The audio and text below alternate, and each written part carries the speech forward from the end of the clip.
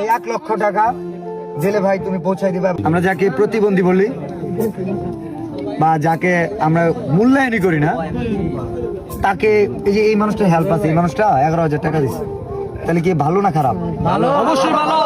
এই 1 লক্ষ টাকা দিলে ভাই তুমি পৌঁছাই দিবা এবং তোমার অনুভূতি শেয়ার করবা। এই জীবনে মানবিক কাজ করছো, কেমন অনুভূতি, কেমন আজকেরটা? আমি বাংলাদেশে অনেক ক্রিয়েটর দেখছি, আমার গুরু ধর্ষ বিলালের মতো ক্রিয়েটর একটাও দেখিনি। কারণ সে রাত 10টার সময় শুনছে তার নির্জেলায় বন্যায় 11টি পরিবার ধ্বংস হয়ে গেছে, সেকে দন্তনি জেলা চলে আসছে। সব মানবিক কাজে জি ভাই, ইনশাল্লাহ। আমাদের ব্যক্তিগত কোন নির্দিষ্ট এলাকা অঞ্চলের জন্য না, জি ভাই, আমরা পুরো পৃথিবীর জন্য। পুরো পৃথিবীর জন্য। আজকে আগে দেশে অনেক দায়বদ্ধতা আছে, এটা শেষ করি। 1 লক্ষ টাকা পৌঁছাই দাও।